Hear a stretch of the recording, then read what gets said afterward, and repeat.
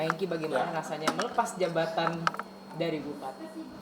Ya, sedih sih pasti ya. Bukan karena sudah tidak menjabat lagi sebagai bupati, tapi kebersamaan selama ini memiliki teamwork yang jumlahnya banyak, ASN Bandung Barat dan juga unsur-unsur yang lain. Kita punya partner Forkopimda, ada Pak Kapolres, Pak Dandim. Jadi kebersamaan itu dan juga bagaimana kita mengatasi berbagai permasalahan sosial dan juga kami ini kan kepala daerah angkatan COVID begitu ya. Pada saat saya menjabat itu kita lagi berjibaku menangani pandemi, target vaksinasi. Jadi kesan-kesan bekerja bersama itu luar biasa. Kita dituntut untuk menuntaskan target-target vaksinasi sehingga ya setelah nggak menjabat itu ya sedih lah berpisah dengan teman-teman yang memang selama ini setia membersamai, kemudian kita bersama-sama mencari solusi pagi, siang, sore, malam dan selalu berharap ya Bandung Barat tuh lebih baik lagi, lebih baik lagi, lebih baik lagi. Jadi sedih karena perpisahan itu, bukan karena misalnya tidak lagi menjabat gitu. Nah selain dari kesan-kesan yang tadi Kak Hengki bilang, ada lagi nggak sih selain itu mungkin yang paling diingat selama bekerja mungkin bersama rakyat Bandung Iya. Barat atau seperti apa? Masyarakat ya. Jadi lelah kita, capek kita tuh hilang kalau kita misalnya ketemu dengan masyarakat, nambah lagi energi kita karena mereka biasanya setiap kali kita turun, misalnya kita ke salah satu kecamatan atau desa, antusias mereka menunggu kita, bahkan misalnya kita karena banyaknya acara kita telat 2 jam, mereka di siang bolong masih menunggu kita di lapangan. Nah, itu menambah energi gitu. Di saat kita capek dengan masyarakat yang masih menunggu kedatangan kita tuh energi jadi bertambah, capeknya hilang. Itu yang berkesan dan juga kebiasaan orang Sunda ya, kita liwetan bareng, makan bareng. Saya dulu nggak doyan, nggak pernah makan jengkol. Tapi karena menjabat di Bandung Barat sekarang suka banget jengkol gitu. Cinta jengkol, kemudian hampir sering makan peda. Makanya kolesterolnya naik. Jadi tiap hari tuh peda asin-asin apa segala macem gitu. Terus makan lalap apa segala macem. Kalau dulu kan mungkin ya kalau kita syuting di Jakarta kan makan steak, makan ini kan gitu. Kalau sekarang lebih banyak yang fresh-fresh gitu. Banyak sih. Kalau diceritain bisa sampai besok besok pagi. Berarti Kak Sonya jadi lebih sering masak jengkol. Kayaknya nggak perlu dimasakin karena setiap kegiatan itu pasti ada jengkol gitu. Kayak Hampir makanan, tiap hari kita kayak kegiatan. side dish yang paling sering ada sih. Nah kan sudah ada tawaran sinetron belum sih? Kan Kak Hengki memang 5 tahun tuh hengkang banget ya, memang fokus untuk menjabat sebagai bupati. Sudah ada lagi? Justru di tengah-tengah saya menjabat tuh ada yang biasanya belum ngeh gitu ya. Saya menjadi bupati gitu. Pernah nawarin gitu. Nah kalau sekarang kan baru terhitung 3 hari ya. 4 hari, 4 hari. Terhitung 4 hari saya selesai menjabat sebagai Bupati Bandung Barat. Jadi masih sinetron masih belum gitu ya. Endorse sudah mulai. Kemudian talk show, acara seperti ini dengan Trans TV sudah mulai. Ya kita ngalir aja sih Mbak, ngalir aja. Dan saya masih bolak-balik Jakarta Bandung karena kami sudah menetap di Bandung. Apalagi nanti kereta cepat mah udah gampang lah, kita kalau mau syuting juga kita tinggal pergi aja. Kalau memang nanti sudah mulai aktif tawaran di entertain sambil mengisi waktu ya, karena insya Allah kita juga menjemput takdir yang lain ya, kita ingin terus bermanfaat untuk masyarakat. Jadi ya kita ikutin aja tawaran, kalau ada ya kita jalanin kalau memang waktunya cocok gitu. Oh, berarti pengen ya untuk kembali lagi ke dunia sinetron gitu ya? Ya kalau ada kesempatan, karena kita juga ingin memberikan perhatian lebih ke anak ya. Selama 5 tahun ini istri saya juga dengan aktivitasnya cukup padat, intensitas kita dengan anak memang berkurang meskipun tiap hari kita ketemu. Jadi itu yang menjadi prioritas kita hari ini, bagaimana kita memberikan waktu yang lebih banyak untuk anak kita gitu. Nah tadi Kak Hengki bilang sudah ada endorse. Sudah berapa endorse yang diterima sejak 3 hari Baru lepas jabatan? 3-4 brand, ada Instastory kemarin, kemudian ada UMKM. Kalau untuk UMKM khusus Bandung Barat tuh gratis, tapi kalau untuk produk-produk yang sudah komersil gitu, nah itu ada udah dari trade khususnya. Manajer sang istri. Iya iya. Potongannya 50% soalnya. Nah Kak Hengki sebetulnya setelah 5 tahun jadi bupati, kemudian sekarang harus terima endorse lagi, tadi pengen dunia entertain juga. Sebetulnya lebih enak jadi pejabat atau jadi entertainer sih? Beda ya, karena kita juga ya tidak melulu harus mencari materi, tapi bagaimana hidup kita memberikan manfaat untuk orang lain.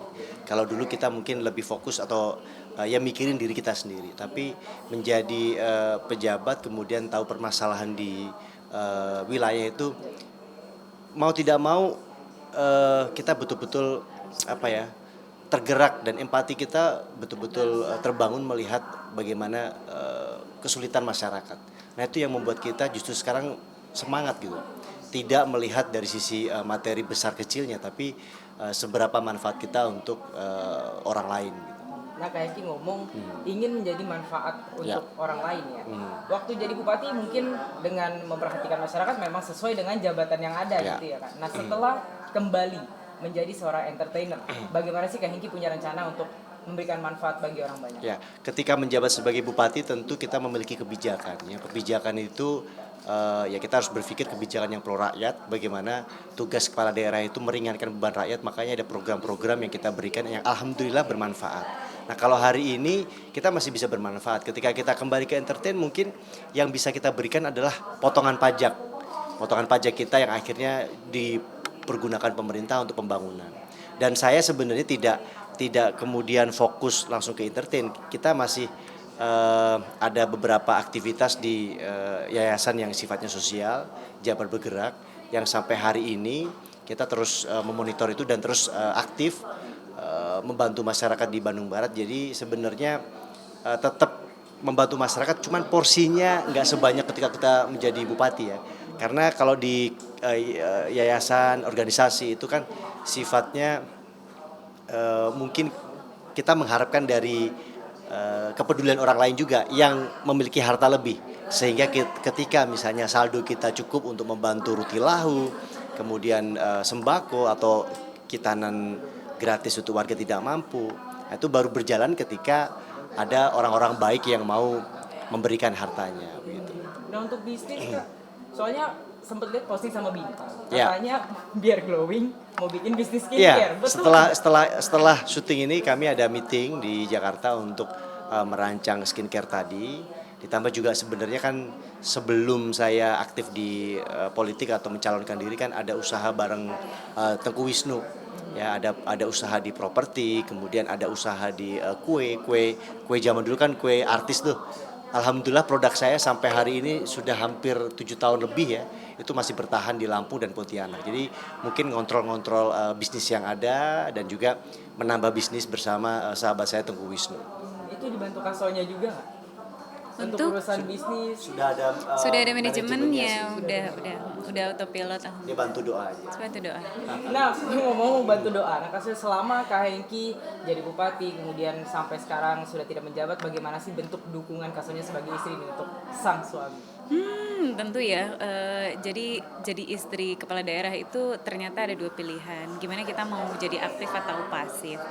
Ternyata hati saya memilih untuk aktif, terjun langsung ke dalam peran si istri kepala daerah ini, dan alhamdulillah memang banyak sekali manfaat-manfaat yang ternyata luar biasa sekali untuk baik untuk diri saya pribadi ataupun untuk masyarakat gitu. Jadi alhamdulillah sangat mendukung sekali kegiatan Kang Hengki kemarin sebagai bupati. Sekarang tidak sebagai bupati ya tetap harus mendukung karena ya memang kita kebersamaan ya, dan sepertinya memang kalau saya pribadi entertain pun kemarin pada saat menjabat juga nggak yang hilang-hilang banget, masih memang beberapa ada campaign dan lain sebagainya gitu. Jadi semuanya masih dijalanin. Campaign khusus dia ya, kalau saya kan Campaign endorse masih ada masih memang 1-2 masih kemarin ada. gitu. Jadi memang ya alhamdulillah lah, yang penting restu suami memang mengizinkan untuk kita aktivitas yang padat di luar. Gitu. Nah, mungkin karena saking mendukungnya itu terlihat sangat harmonis nih kan. Tipsnya apa? Bukan terlihat loh ya. Iya, Kita betul, jarang betul. berantem. Harmonis. Nah, jarang Iya. berantem. Tipsnya apa? Saya selalu libatin dia dalam setiap kegiatan saya. Mulai dari ya kemarin menjadi istri bupati, kemudian komunikasi, dan juga apa ya, sebenarnya ya karena satu sama lain mengetahui bahwa kita memiliki tugas yang berat, sehingga muncul ya saling support, saling dukung. Menghargai. bagaimana dia supaya tidak bete, capek, ya saya harus support. Misalnya dia capek, ya saya yang harus misalnya lebih banyak di rumah membantu ngurusin anak. Begitu juga sebaliknya. Karena kadang-kadang, mohon maaf, kadang-kadang dengan posisi dia yang banyak jabatan ini, kan dia ada sekitar 8 ya kamu ya? 7 jabatan. Sehingga waktunya juga lebih banyak gitu. Nah, saya memberikan perhatian untuk anak-anak gitu. Dia biar istirahat. Saling support aja sih kuncinya. Pokoknya intinya saling. Dan memang karakter masing-masing ya. Kita tidak mau terlalu berlarut-larut, tidak pernah berantem itu lebih dari 1 kali 24 jam. Selalu pasti habis itu ada komunikasi, suka nggak suka diomongin sehingga semuanya clear. Nah, untuk kebucinan berdua tuh sampai saat ini apa yang sering mungkin rutinitas yang dilakukan gitu untuk ya melancarkan komunikasi juga semakin lancar gitu. Kami punya hobi yang sama, kemudian punya taste yang sama, sehingga itu kadang-kadang ya membuat kita lebih nyaman aja. Ketika Misalnya dilakukannya berdua. iya, hobi motornya bareng, kemudian nonton filmnya bareng, kemudian membahas kaitan isu Kegiatan. politik itu juga bareng-bareng, kegiatan bareng-bareng, sehingga itu yang membuat kita ya jadi nyaman dan minim sekali kita berkonflik yang sampai keras gitu. Nah, kan gini Kak Soji tadi sempat mention kalau misalnya waktu untuk anak. Sekarang mau fokus untuk anak karena Ya. sama-sama padat. Ya. Bagaimana kalian fokus untuk anak itu? Karena kan masih ada bisnis juga tadi Kak Inggi ya, apalagi mau mulai juga, kasan juga masih banyak. Bagaimana kalian membagi waktunya? Sudah mulai antar dan jemput anak sekolah. Kemudian mungkin banyak waktu untuk liburan ya.